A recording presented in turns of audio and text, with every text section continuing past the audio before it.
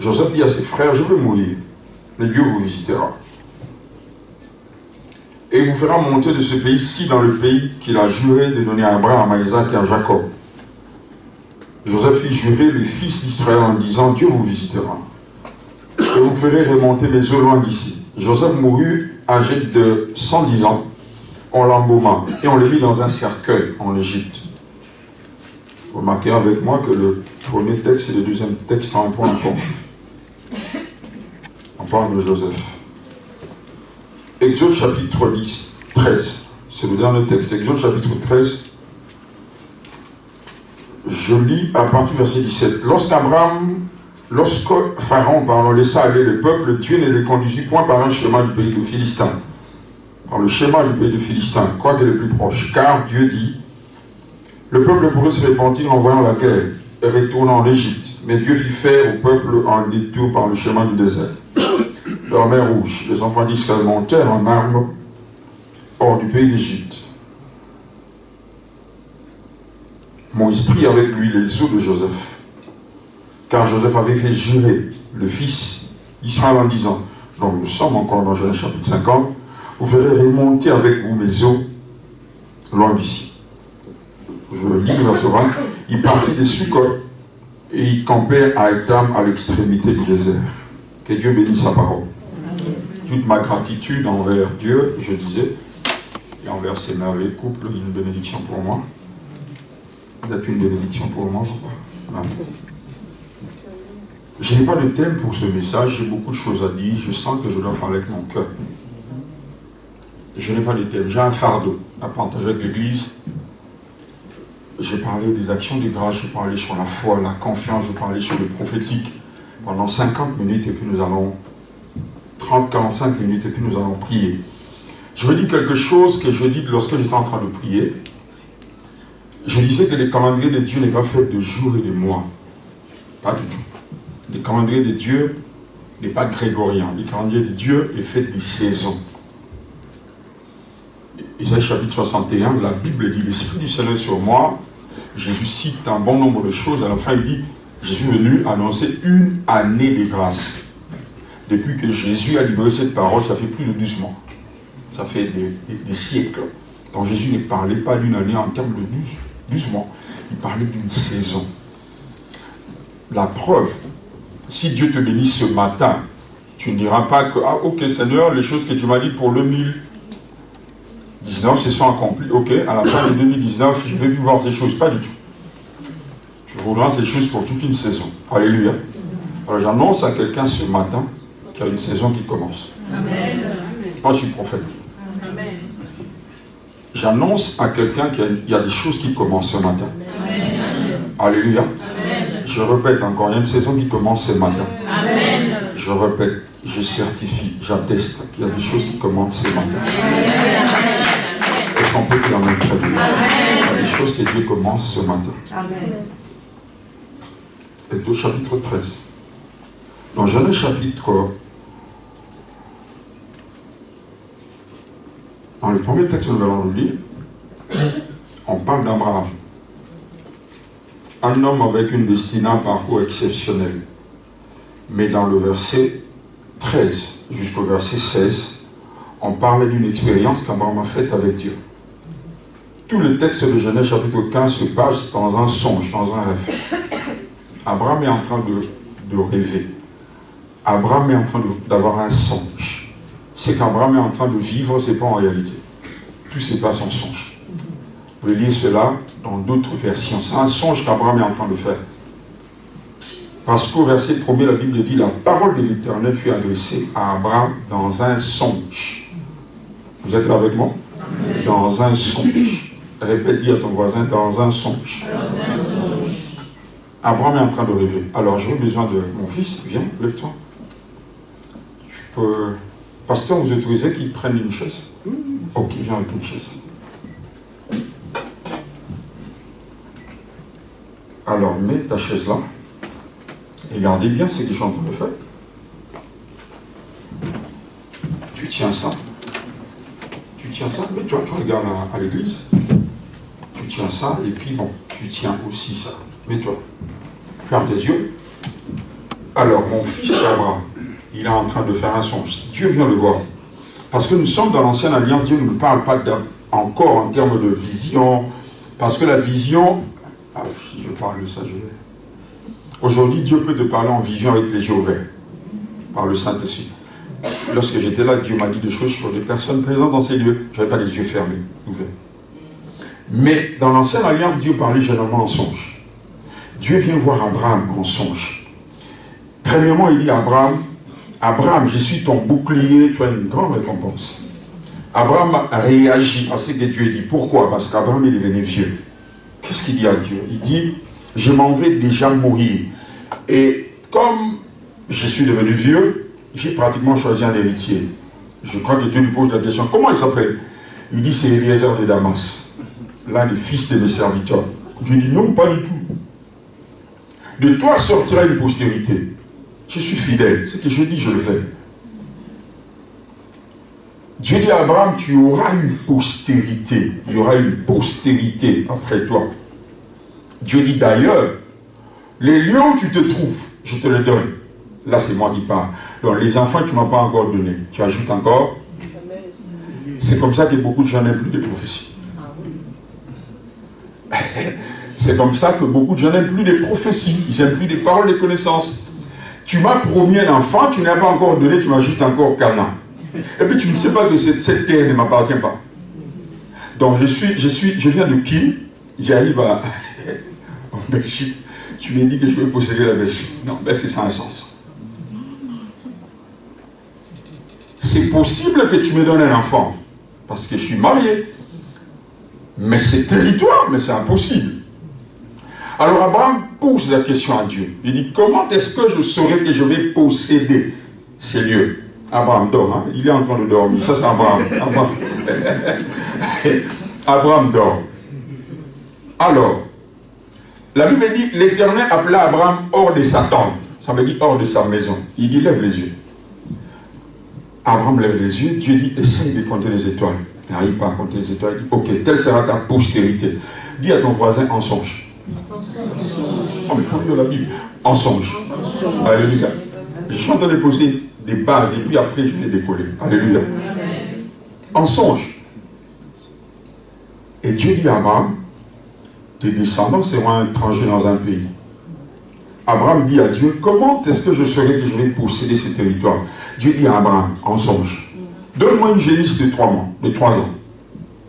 Un certain nombre de sacrifices, Dieu demande à Abraham, 3 ans, 3 ans, 3 ans. Le temps me manque de parler de chiffre 3. Mais en songe. Abraham donne à Dieu, hein? Abraham donne à Dieu. Non, mais je disais que Genèse chapitre 15 se passe comment? Non, mais lisez ça dans l'autre version, en songe. Abraham obéit à Dieu en songe. Tu n'as jamais fait un songe où, dans le songe, tu donnes à quelqu'un de l'argent? Oui. Abraham donne à Dieu en songe. Dieu vient dire à Abraham en songe, tes descendants seront étrangers dans un pays. Dis avec moi en songe. En songe. Mais comment est-ce que Dieu fait une prophétie en songe et cette prophétie s'accomplit? Comment est-ce qu'Abraham obéit à Dieu en songe, mais la prophétie faite en songe s'accomplit? Ok, regardez. Abraham se réveille. Réveille-toi, Abraham. Abraham se réveille. Abraham constate que dans son troupeau, rien n'a bougé. Parce que Dieu l'a demandé quand? Cela veut dire que Dieu n'a pas besoin de ton argent physique pour te bénir. Dieu regarde seulement ton attitude. Amen. Il y a des choses pour lesquelles Dieu ne donnera que par ton attitude. Parce qu'ici, Abraham ne donne rien. Dans son troupeau, rien ne bouge. Mais dans le songe, déjà, il est disposé. Je vais dire à quelqu'un ce matin, l'an 2020, avant même qu'on arrive au mois de mars, Dieu te visitera. Amen. Il y a des choses que Dieu fera dans ta vie, pasteur. Nous ne sommes pas obligés. Dieu n'est pas obligé de te voir donner 100 € pour te bénir. Non, il regarde ton cœur.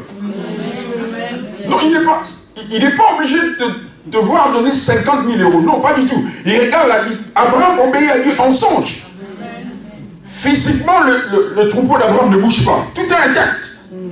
C'est pourquoi Dieu a dit à David, parce que tu as eu l'intention, dis avec moi l'intention. Wow. David a eu l'intention de bâtir un temple pour Dieu. Dieu dit, à cause de tes intentions, Je dis à quelqu'un ce matin, tu es disposé à servir Dieu. Tu es disposé à faire des choses pour l'œuvre de Dieu. À cause de cette prédisposition, si Dieu m'a moi, je déclare par le Saint-Esprit, au nom de Jésus, il y a des choses que Dieu m'a dit personnellement par rapport au ministère pour le mois de février. Je te connecte à cette alliance. Toi même ne me convainc pas. Non, je dis, je te connecte à cette alliance.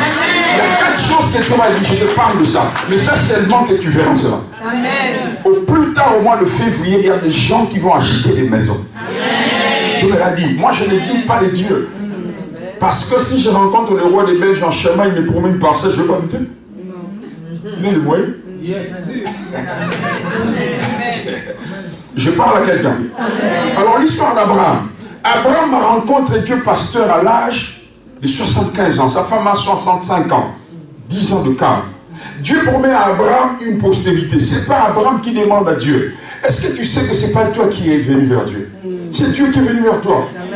Lorsqu'il a rendu l'âme à la croix, Jésus, les rideaux du temple s'est déchiré, pas de bas vers le haut. De haut vers le bas. C'est lui qui est descendu vers nous. Ça veut dire cette histoire, c'est lui qui l'a commencé. Je dis à quelqu'un que le Dieu que nous servons n'est pas un Dieu de l'inachevé. Lorsqu'il commence un processus, il va avec jusqu'à la fin. Je t'exhorte à ne pas abandonner. À un moment donné, l'onction sera là, l'atmosphère va changer et on va naviguer dans la présence de Dieu. Et je crois fermement que, papa, on aura culte le 31 ici? Ok, le 31, je crois qu'il y aura des témoignages. Je le crois fermement. Vous êtes là avec moi? Je le crois fermement. Dieu va nous visiter. Dieu va nous faire énormément de bien. Dieu dit à Abraham, je te donnerai une postérité. Abraham a 75 ans. Pire encore, sa femme a 65 ans. Donc, histoire de ménopause, c'est déjà foutu. Mais comment est-ce que Dieu peut faire une promesse comme ça à un couple vieux? Mais Dieu est compliqué. J'ai appris dans ma petite marche avec Dieu que Dieu travaille de la difficulté à l'impossibilité. Quand les choses sont difficiles, Dieu ne vient pas. Dieu vient quand les choses deviennent impossibles. Parce qu'il y a des situations difficiles que les gens peuvent faire. Quand vous péchez toute la nuit, c'est difficile. Mais le matin, c'est impossible. Quand Lazare est malade, c'est difficile déjà. Mais on peut le guérir. Mais lorsqu'il est mort, c'est impossible. Mais c'est là que Dieu vient. Quand tu es à Bethesda, tu n'as personne. C'est là que Dieu vient. Abraham marche avec Dieu. Dans Genèse chapitre 13, la Bible parle d'un conflit entre Abraham et son neveu Lot. Et qu'est-ce qui se passe? À un moment donné, Abraham a dit à son neveu, on doit se séparer parce que le territoire devient petit. Nous risquons de nous séparer mal. Alors, où tu iras, j'irai à l'opposé. Je suis en train de réfléchir sur ce texte. Abraham, c'est l'oncle. C'est à lui que revient le choix. Mais Abraham laisse Lot. Pourquoi? Si vous lisez Genèse chapitre 13, vous verrez exactement ceci. Partout où Abraham allait, derrière sa tente, il bâtissait un hôtel. Lot, la Bible dit, Lot ne le faisait pas. Mais Genèse chapitre 13 dit que Abraham était riche, Lot aussi était riche. Mais pourquoi Abraham le faisait, Lot ne le faisait pas? Abraham savait que comme Lot n'est pas en alliance avec Dieu, il fera un mauvais champ. Il va laisser faire le champ. Je dis à quelqu'un ceci ce matin. Il y a des choses que Dieu t'a promis, même si tu ne le vois pas, continue à donner à Dieu. Continue à servir Dieu. Abraham est âgé de 75 ans. Dieu ne l'a pas encore donné son fils, mais il continue à bâtir les hôtels. Ça aurait été moi, flagrant, je sais ça envers vous. J'ai commencé à douter. Il continue à bâtir des hôtels. Il croit, c'est Dieu. Et au moment où ce texte est écrit, il n'y a pas encore la médecine développée. Abraham continue. À chaque fois qu'il s'arrête derrière la maison, il bâtit un hôtel, il donne un nom à cet hôtel. L'homme de était riche. Arrivé à un lieu, l'autre choisit de partir à Sodome et Gomorrhe. L'autre ne savait pas que Dieu avait un problème avec Sodome et Gomorrhe. Lorsque l'autre arrive à Sodome et Gomorrhe, la Bible dit que les habitants de Sodome et Gomorrhe ont cherché à sortir les anges qui sont arrivés chez l'autre. Et ils ont dit exactement ceci. Donnez-nous ces hommes pour que nous les connaissions. Dans la Bible lingala, il était écrit donc, Sodome et Gomorrhe avait un problème d'homosexualité. Vous pouvez le lire. La raison pour laquelle Lot a dit que je préfère vous donner mes filles, elles sont encore vierges. Lot ne le savait pas. Parce que servir Dieu, ou bien les actions de grâce, ouvre le ciel. Abraham avait une connexion. Je suis en train d'encourager mes soeurs. Chante, maman, servez-le. Amen. Je vous dis, servez-le. Les temps me manquent. Un jour, papa, on fera un programme, je vais parler, fût-ce que j'ouvriez, sur le service. Servez-le. Il y a des choses qu'on n'aura que lorsqu'on le sert. Il y a des combats dont on aura la victoire que en le servant. Abraham a laissé à Lot le choix. Lot est arrivé à Sodome, marié, il est sorti veuf. Il est arrivé à Sodome riche, il est sorti pauvre. Il est arrivé à Sodome calmement, mais il est sorti avec précipitation. Vous avez la réponse? Jusqu'à ce qu'on arrive ici, dans ce texte, où Abraham est en train de recevoir une prophétie en songe, parce qu'il obéit à Dieu. J'aimerais bien passer, mais j'insiste encore ici. Continuez à servir Dieu. Yes. Je répète, continuez à servir Dieu. Amen. Pasteur, la Bible dit que lorsque Jésus est arrivé chez Pierre, il a guéri la belle-mère de Pierre. Aussitôt, la belle-mère de Pierre a servi Jésus. Attends, comment quelqu'un peut aussitôt avoir reçu la guérison, aller servir, sans convalescence? Sans convalescence, pasteur. Aussitôt guéri, elle se lève pour servir. Sans affermissement. Elle n'a pas reçu des enseignements sur le service, comment servir, quand servir. Non. Promptement. Quand je parle de service, je parle de service en termes d'argent.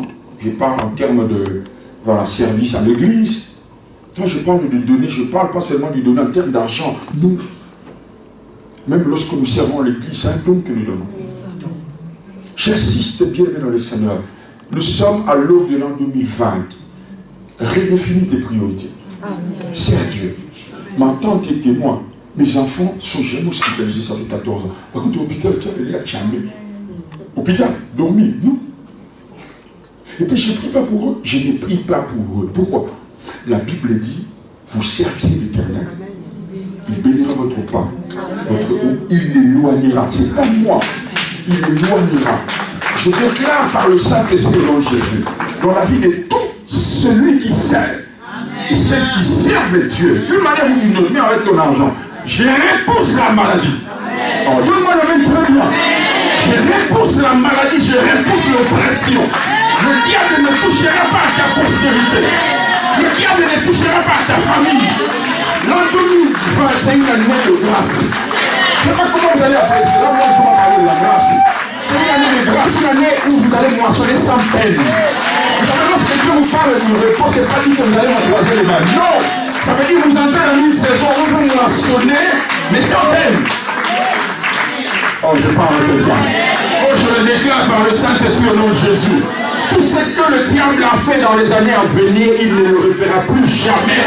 Au nom de Jésus, au nom de Jésus, au nom de Jésus. Si Élisée dans l'ancienne alliance a changé une saison d'une ville, nous avons reçu de sa plénitude.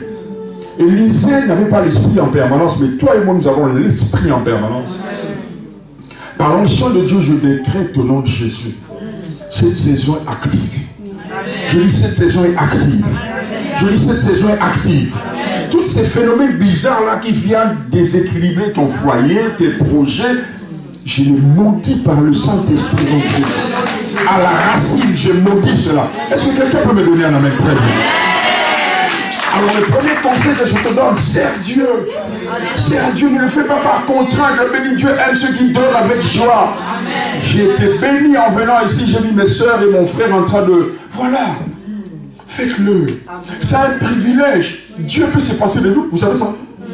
Dieu peut se passer de moi. Dieu peut se passer de moi. Il fait ce qu'il veut, quand il veut, comme il veut. C'est un privilège d'être utilisé par Dieu. Et sa faveur. Il peut parler. Par qui tu es venu, il fait les installations, c'est tout. Vous êtes là? Quelqu'un est là avec moi? Je ne sais pas, je vous ai raconté cela. J'ai vécu un miracle et j'en ai parlé ici. J'arrive dans un aéroport. Je devais aller remplacer le pasteur Roland dans une ville aux États-Unis. J'arrive, je donne mon billet, je montre ma petite valise. Avant, moi, c'est toujours là. Mais tu peux ouvrir les yeux. Ok. J'arrive au comptoir, je donne mon passeport. Le malheur avec cette société, c'est que le billet coûte moins cher, mais on te fait payer la valise. Elle s'appelle Spirit, la société. Alors la dame qui était devant moi, pratiquement de la même taille que moi, un peu plus balèze, elle me dit, monsieur, il n'y a que ça comme bagage. Moi je dis, non, j'ai une grosse valise. Je mets là. Je mets, il dit $65. J'ai dit au petit qui était avec moi, j'ai dit, Yannick, non, Yannick, et puis je dis, américain, la dame devant moi, il dit, comment est mon nom? Elle m'a dit,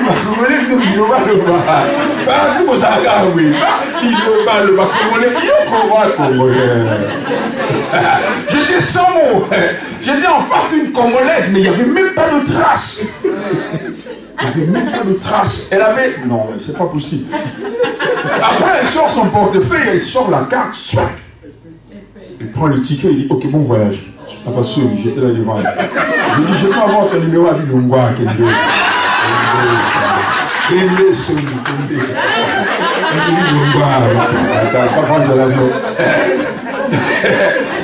J'avais les pieds collés. Et puis finalement, je retrouve au pied de l'avion, je la vois.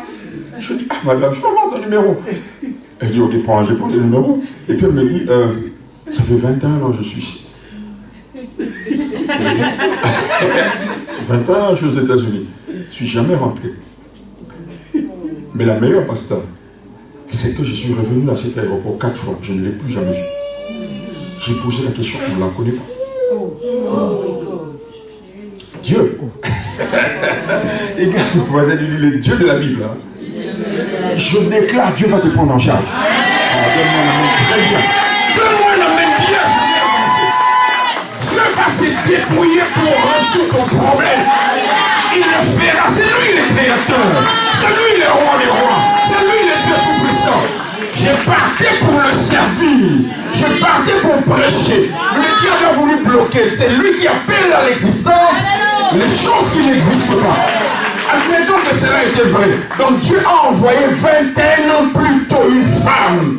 Parce que Dieu fonctionne comme une femme enceinte. Avant que l'enfant sorte, la femme fait déjà la lettre. Oh, je parle. Dieu prépare déjà l'an 2020. Je prophétise encore. La maladie ne jouera pas avec toi. La maladie ne jouera pas avec tes enfants. La maladie ne vous fera pas ton argent.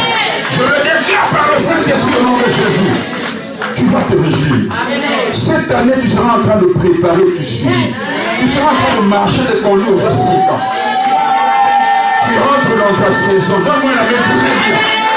Est-ce qu'on peut acclamer le Seigneur dans ton Dieu? J'ai le privilège de clôturer l'année ici. C'est un privilège. Et reçois ces paroles. Amen. Le deuxième texte parle de Joseph. Les ossements de Joseph, dans le dit. Non, parle de Joseph. Joseph est au soir de sa vie. La Bible dit, il appelle ses frères. Il leur dit ceci. Je vais mourir, mais Dieu vous visitera. Comment est-ce qu'il sait ça? Comment est-ce qu'il sait que Dieu le visitera? Il dit, je vais partir, mais Dieu vous visite. Comment Joseph peux-tu être sûr comme ça? Et il va loin. Il dit, vous irez avec mes ossements à Canaan. Certainement, ça c'est moi qui réfléchis, Joseph a entendu cela de son père Jacob. Jacob a entendu cela d'Isaac. Isaac a entendu cela d'Abraham. Vous êtes là? Parce que la promesse a été faite à Abraham. Rappelons-nous, Abraham était en songe. Mais aussi, Joseph a vécu cela. Il a vu la fidélité de Dieu. Il est arrivé, je me rappelle, à Sichem. Sichem venait et Paul ou responsabilité. Jacob dit à Joseph, ça c'est juste une chanson sur la vie de Joseph. Jacob dit à Joseph, va voir tes frères qui sont en train de paître les brebis à Sichem. Sichem veut dire épaule. L'épaule, c'est la partie du corps qui supporte le plus la charge. L'épaule parle de la responsabilité. Dieu ne travaille jamais avec des irresponsables. Dieu travaille avec des hommes et des femmes qui savent que nous avons des comptes en rendre. Qui ne vivent pas n'importe quoi. Dieu fonctionne comme ça. Mais lorsqu'il arrive à Sichem, la Bible dit ses frères n'y étaient pas. Mais bizarrement, la Bible dit il trouve un jeune homme dans le champ. en train de errer. Parce que Joseph était en train de errer. Et la Bible va loin en disant que cet homme s'approcha de Joseph. Il pose la question à Joseph. Lisez bien la Bible. C'est cet homme qui vient vers Joseph. Il dit, que cherches-tu? Joseph dit, je cherche mes frères. Écoutez ce scénario. Cet homme dit, j'ai entendu tes frères. J'ai entendu tes frères dire, allons à Dothan. Pasteur, ses frères, ces messieurs sont inconnus. Il ne connaît ni Joseph ni tes frères. Ses frères. Mais lorsque ses frères sont à Sichem, ces messieurs fait semblant, il s'approche de ses frères, il écoute leur conversation, et quand les frères de Joseph vont ailleurs, lui reste là. Joseph vient, il s'approche de Joseph. C'est pas un homme, c'est Dieu. Amen. Écoutez, si c'est Jacob qui t'envoie, même si tu te perds, tu retrouveras le chemin. Amen. Si ce mariage-là vient de Dieu, amen. Si c'est Dieu qui t'a envoyé ici, même si tu tournes en rond, quel que soit le temps, tu vas te retrouver. Amen. Même si tu te sens perdu, parce que l'appel est authentique, c'est Jacob qui envoie Joseph. Si c'est Dieu qui t'a dit de venir par les moyens que tu sais, c'est lui qui t'a engagé dans ces processus. Hein? Oh, il achèvera. Et il dit, ils sont partis à Dothan. La bonne, la meilleure. Dothan veut dire depuis. Vous savez, lorsque Joseph quitte Sichem, il arrive à Dothan, il est tombé dans un puits. Donc cet homme, qui est l'image du Saint-Esprit, lui-même qui envoie Joseph dans le puits. Donc c'est Dieu qui a planifié ce chemin. Mais si Dieu t'envoie sur un schéma où Dieu permet à ce que tu atterrisses dans un puits, sache que ce puits sera vide. Parce que Joseph a trouvé ce puits, cette citerne vide. Alors Joseph est passé par toutes ces choses. C'est de là que vient l'assurance qu'il manifeste envers ses frères. Il dit, Dieu vous visitera. Je suis arrivé en Égypte sans père, sans mère. Toi et moi, nous avons le Saint-Esprit aujourd'hui. Il n'avait pas le Saint-Esprit. Sans pasteur, sans Bible, sans affermissement, sans église. En Égypte. Mais Dieu l'a fait du bien. Il dit, il vous visitera. Amen. Il y a quelqu'un ici que Dieu va utiliser. Hein? Tu vas tellement voir des choses avec Dieu. Tu ne seras pas forcément un pasteur, non. Tu ne seras pas forcément un prophète, pas du tout. Mais par ta vie, Dieu veut enseigner les personnes. Ça arrivera un moment où lorsque tu ouvres ta bouche, les gens croiront. Pourquoi? Ils t'ont vu marcher avec Dieu. Ils ont vu ton parcours avec Dieu. Il dit, Dieu vous visitera. Ne laissez pas mes ossements ici. Ah, ici je commence à prêcher, pasteur. En message commence. C'est encore l'introduction. Ok. Exode chapitre 13. Israël doit quitter l'Égypte. Regardez bien que Dieu n'a jamais dit à Moïse de prendre les ossements de Joseph. Non. Dieu dit à Israël, par Moïse, quittez l'Égypte, sortez. À aucun moment Dieu a fait mention des ossements de Joseph, pas du tout. Mais lorsque Moïse prend l'initiative de quitter l'Égypte avec Israël, Moïse donne l'ordre qu'on prenne les ossements de Joseph. Alors, je nous pose la question, Église. Comment s'appellent les personnes qui ont pris les ossements de Joseph? Toi et moi, nous ne savons pas. Mais la Bible dit, lorsque Joseph est mort, on l'a placé dans un cercueil. Dis avec moi un cercueil. Or, dans la culture juive, on ne mettait pas les gens dans un cercueil. Donc, on embaume, on place dans une caverne. On le met dans un cercueil. Alors, Moïse donne l'ordre, naturellement, peut-être à 4 personnes, de prendre le cercueil. Israël est en train de quitter l'Égypte. Avec quoi? Un cercueil. Alors, pasteur, on arrive à la mer Rouge. À la mer Rouge, nous constatons que Pharaon est en train de venir, hein, il est derrière. Alors tout le monde est en débandade, mais il y a 4 personnes qui ne peuvent pas fuir. Ah, vous n'avez pas entendu. Il y a 4 personnes qui ne peuvent pas fuir. Leur destinée est liée aux ossements de Joseph. Attendez un peu. Si Dieu peut prendre en charge un cadavre,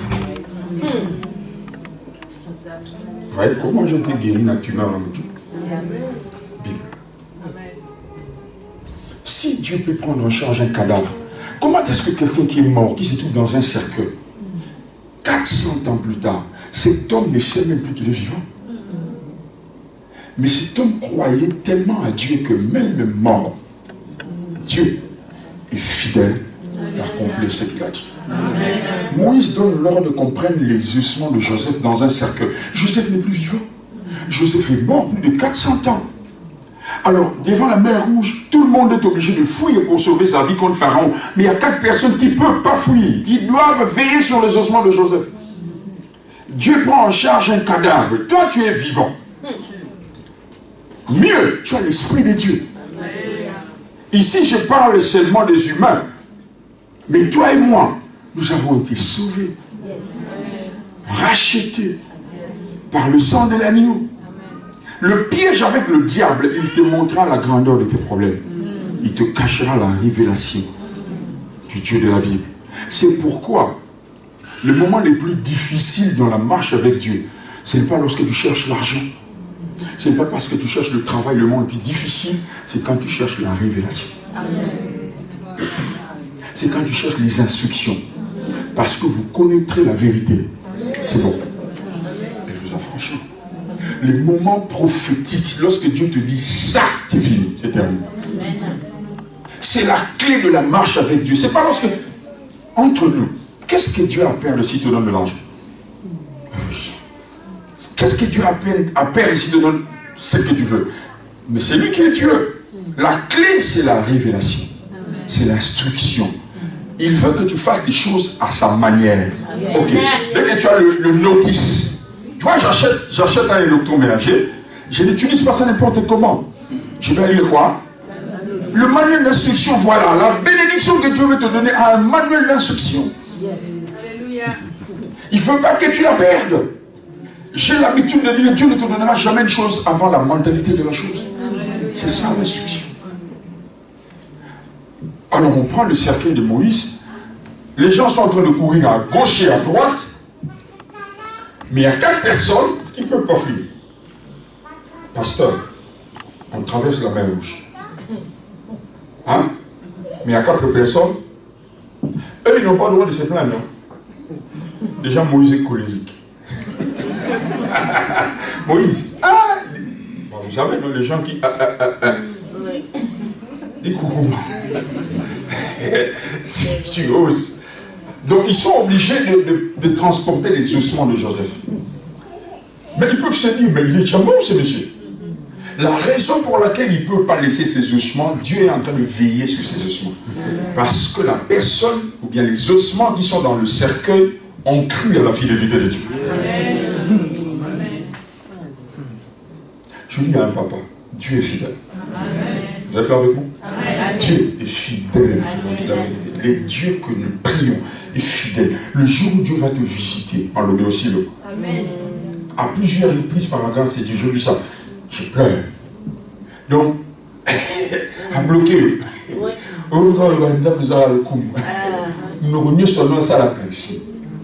Tu n'as plus de mots. Il y a des gens qui pleurent. Allez, témoigne. On le sait pas. Nous ne le savons pas. Je sens ça. C'est mon travail. Je sens qu'il y a des gens qui sont à la porte de leur saison. À la porte là. C'est terminé. Ils sont déjà à la porte de leur saison. Je le sens. Pasteur, on traverse la mer Rouge. Nous sommes dans le désert. Dans le désert, il y a 4 personnes. Lorsque Israël campe, on descend le cercueil. Ils vont chez eux à la maison. Les enfants disent, papa, tu viens du travail? Oui. C'est quoi ton travail? Transporteur du cercueil.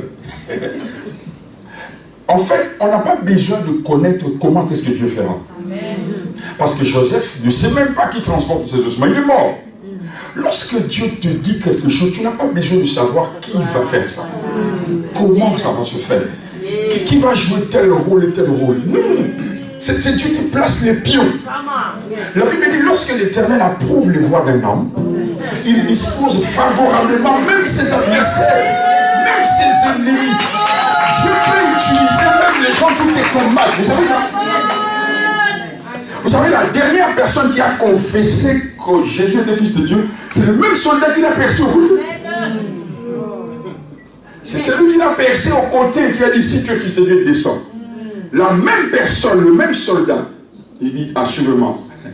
Ça veut dire que je certifie. J'atteste. Je confirme. Et cet homme, Jean me peut le rendre dans la canne, on écrit ça. Combien? Vous êtes là avec moi. Alors lorsqu'il faut que le campement se lève, il y a des choses qui ne dépendent pas d'eux. Directement, il doit partir prendre quoi? Ils sont que de Joseph. Moi, je lis la Bible et je médite la Bible. J'entre dans le contexte.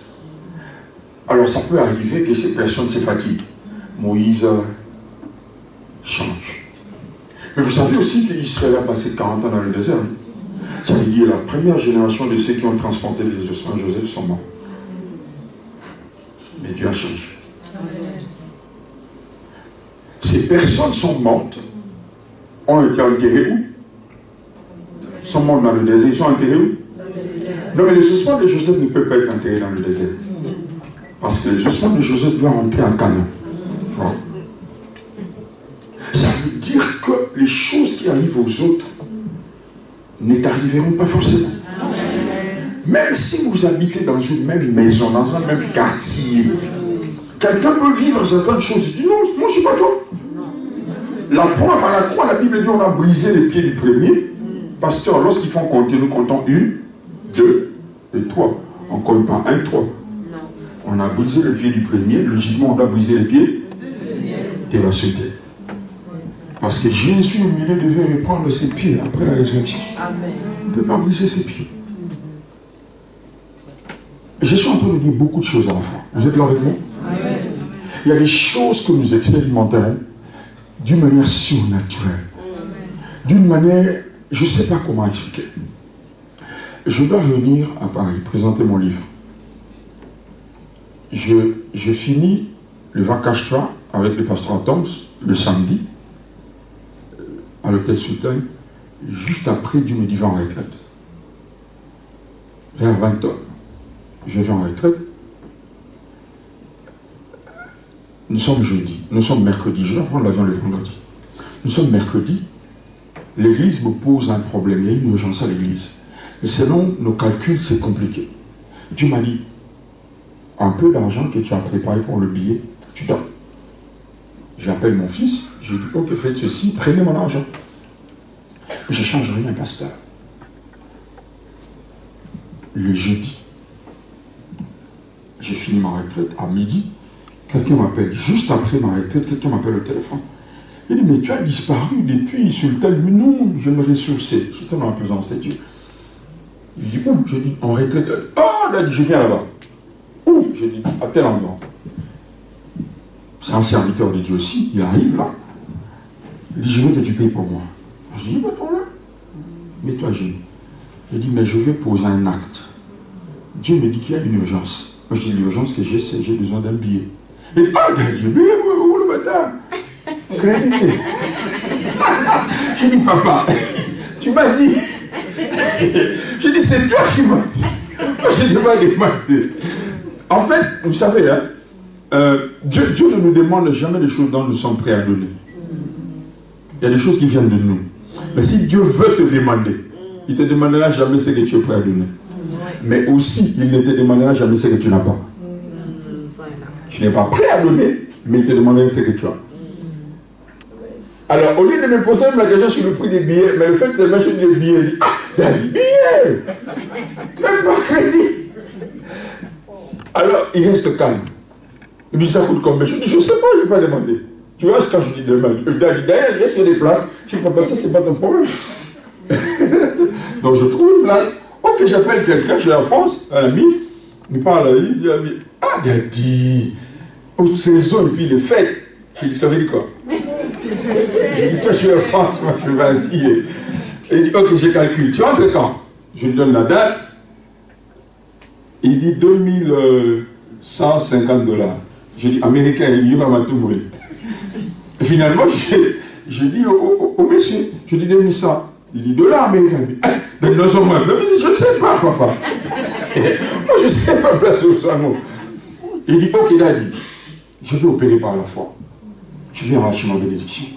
Qu'on fasse la réservation. Alors, j'appelle mon ami qui est chez la France, mais il dit, il va passer quelques heures. Parce que nous sommes déjà à la veille du voyage. Donc, ça ne peut pas tenir plus de 24 heures. Mais faites quand même. Vous savez, avec Dieu, Dieu n'est pas seulement un Dieu des miracles. Il est aussi un Dieu des signes. Beaucoup de gens s'attendent aux miracles, mais ils négligent les signes. Il y a des signes lorsque vous voyez cela. Quand la piscine bouge, ça veut dire qu'il y a un ange descendu. Les anges, on ne les voyait pas. Mais le fait que l'eau bouge, c'est un signe qu'un ange est descendu. Je dis, le cola, il y a dans les lobbies. J'ai appelé ici. Enfin, je dis, j'arrive demain. Il a dit, c'est bon, demain. À quelle heure? Je n'avais pas le billet. Comment je vais donner l'heure de l'atterrissage? Comment je vais donner l'heure de l'atterrissage?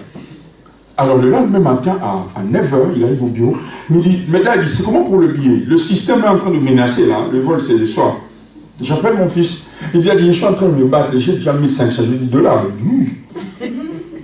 Alors, j'envoie mon fils junior. Il dit, oui, envoie-le. Je suis à tel endroit, vers Vodacom, sur le boulevard. On amène déjà 1500. Je suis 2100. Mais il faut combien maintenant? 600. 17h, 18h. Alors, Henri, papa m'a prié de prêcher chez lui. Mais je prends les vols à 20h. Je dis, bon, ok, je vais venir. Ok. Moi, je perds comme ça. Alors, je prêche. Ne vous dérangez pas, hein? Il y a les Uber à King. C'est ça. Donc, quand ça chauffe, je pense. Je finis de prêcher à 18h15. Alors, je dis à mon chauffeur, on va à l'aéroport. On arrive à Débonhomme. Je vais à l'aéroport, mais je n'ai pas encore le billet. Parce qu'il faut 600. Ma tante connaît bien comment ça fonctionne. Le billet aujourd'hui, c'est électronique. On peut t'envoyer seulement sur WhatsApp. Alors, mon fils, il dit, mon ami de la France, il dit non. Bon, comme c'est ton billet, je suis capable de donner l'ordre, même à l'aéroport, qu'on cancelle ça. Jusqu'à ce que tu complètes. Moi, je ne peux pas attendre, papa. Je perds par la fin. Aéroport. J'arrive à Débonhomme. Là, il y a... Papa, tu connais l'histoire de Daniel, là, l'ange qui a bloqué à Daniel 21 jours. Les démons, là, il est là. À Débonhomme. Il y a un autre, Pascal, le seul de mouton. Quand j'arrive, là, je dis à mon chauffeur, ok, faites demi-tour, moto. Je prends la moto. Je dépasse Pascal, je sens dans mon téléphone tout. Tu as vu un message écrit WhatsApp. Paf, donc il mail. C'est le mail. Ça va être le billet. Alors je descends à l'aéroport, j'ouvre mon téléphone. Il y a le mail de la France. Ouais. J'envoie le mail à le fils qui met dans les formalités. Je ne pose même pas la question comment ils ont fait. Je ne peux pas poser la question papa, ou ça crise. Dieu ne m'a pas dit que je ne peux pas poser la question, je vis le billet. Non, je ne veux pas. Alors je fais là-bas les formalités. Quand j'arrive à la salle d'attente de Mola, tu n'as pas. Ah, tiens, la suite. Je vais prendre l'avion. J'appelle mon fils, là. Je dis, tu as complété le 600? Il dit non. Mais tu parles, je suis à l'aéroport, j'embarque. Il dit, oh, comment? Je dis, oh, tu as complété. Alors je dis, je vais appeler Alain. J'appelle papa Alain de Air France. Je dis, tu as embarqué? Moi je dis, bon, presque. Alors je lui dis, comment tu as fait? Il dit, ma femme, Alouna Kimia, a dit, mais tu n'as pas vu les affiches sur Facebook? Les affiches, la salle est louée et qu'on sort. Je dis, mais il faut fonctionner comme Dieu. Quand on commence quelque chose, il faut achever. La femme qui dit ça est venue en vacances avec les enfants. Elle a un budget. Elle charge sans rien. Lorsque j'ai commencé ce processus pour venir, Dieu ne m'avait pas dit la personne qui va prendre en charge. Je suis en train de nous dire, en 2020, faisons confiance en Dieu. Alléluia. Ça, c'est juste un petit... Les témoignages sont légers. Faisons confiance en Dieu. Dieu sera responsable. Amen. Il assume ses actions et ses... C'est un responsable. Amen.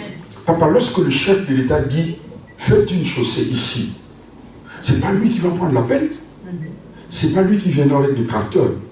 Sa parole engage le gouvernement, le ministre du Plan, de l'économie et tout. Quand Dieu parle, c'est pas Dieu qui descend. Il y a des anges qui travaillent dans la maternité, il y a des anges qui travaillent dans le finance. C'est l'armée de Dieu. L'armée de Dieu entre directement en service. La Bible dit bénissez l'Éternel, vous ses anges, qui écoutaient sa voix et qui pratiquaient ses ordonnances. Quand Dieu parle, ses paroles prennent corps, prennent forme. Joseph a reçu ces paroles, il dit même si je meurs, Dieu est capable de faire ce qu'il a dit qu'il fera. Ce cercueil est en train de marcher dans le désert, vous n'avez pas encore entendu, écoutez. Il y a des gens qui meurent dans le désert, qui sont enterrés dans le désert, mais le cercueil de Moïse continue. Parce que Dieu a dit, Moïse a dit, ne laissez pas mes ossements ici, vous allez m'emmener jusqu'à Canaan. Mais comment Dieu peut prendre en charge un cadavre et toi tu es vivant? Dieu te néglige. Dieu va t'oublier. Ici, il est en train de prendre en charge Moudakoufa, plus de 400 ans. Et cette personne, Joseph, n'a pas cru en Jésus. Toi, tu as cru en Jésus. Amen. Alors Dieu donne à Israël, par Moïse, l'ordre de bâtir le tabernacle. Dis avec moi le tabernacle. Dans le tabernacle, il y a beaucoup de choses. Entre autres, l'arche. Dis avec moi l'arche. C'est encore un coffre. Dans Israël, c'est toi avec combien de coffres? Il y a le premier coffre qu'on appelle l'arche. Et puis derrière, il y a quoi? Ça n'oublie pas les temps. Donc Israël est en train de marcher une foule de gens avec 2 coffres. Je dis, mais c'est quoi ça? Bon, le premier coffre, on comprend, transporté par les sacrificateurs. Mais le deuxième, là, lit les ossements de Joseph. Dit, mais pourquoi? Alors, sachez ceci. Il y a des gens pour qui la référence, c'est l'arche. Et d'autres, la référence, c'est le cercueil de Joseph. Ça veut dire qu'il y a des gens, lorsqu'ils regardent le cercueil de Joseph, ils écoutent l'histoire de Joseph, ils disent, mais quoi? Et combien? C'est que Dieu est fidèle. Amen. Dieu a gardé ses cercueils des années et des années. Et moi qui suis vivant. Ça veut dire quoi? Il y a des gens que Dieu utilise. Papa, on vient à l'église, nous venons pour Dieu. Nous nous attendons à Dieu. Mais il y a aussi des hommes qui deviennent des matériaux didactiques. Dieu travaille au travers de ces personnes.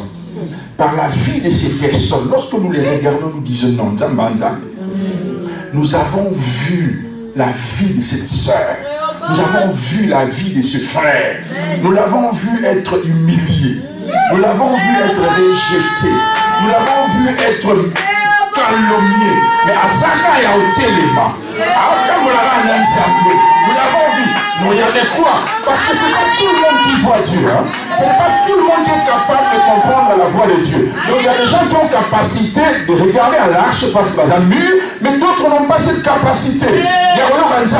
Ils ont besoin des arches vivantes. Ils ont besoin de vie. Lorsque les gens te regarderont par ton parcours, lorsque tu seras à l'église, cette église aura un sens aussi à cause de toi. Parce que les gens connaissent ton histoire. Parce que les gens connaissent ton parcours. Où est-ce que Dieu t'a ramassé? Où est-ce que Dieu est passé avec toi? Par où tu es passé? Tu pensais que j'étais en train de te prêcher. Je crois que cette parole est Dieu à toi. Notre Dieu, c'est un Dieu de parcours. Dans mon livre, j'ai écrit Dieu n'est pas un gaspilleur, c'est un investisseur. Il y a des choses que Dieu a placées en toi, c'est un investissement. Amen. Il y a des gens qui doivent lire ta vie. Amen. Quand tu pleures, et regarde ton voisin, dis-lui, il est permis de pleurer. Dis-lui encore, moi je suis Anne. Je pleure. Mais pas devant Pénina. Et dans la présence de Dieu. On ne pleure pas devant nos ennemis. Mais larmes sont précieux. Dans la présence de Dieu, moi, je me cale comme un bébé. Alléluia. Quand ça chauffe. Yes. Alléluia.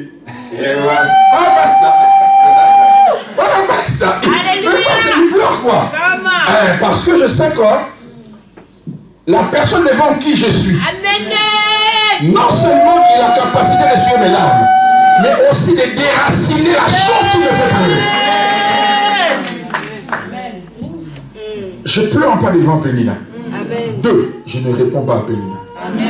3, je ne jalouse pas Pénina.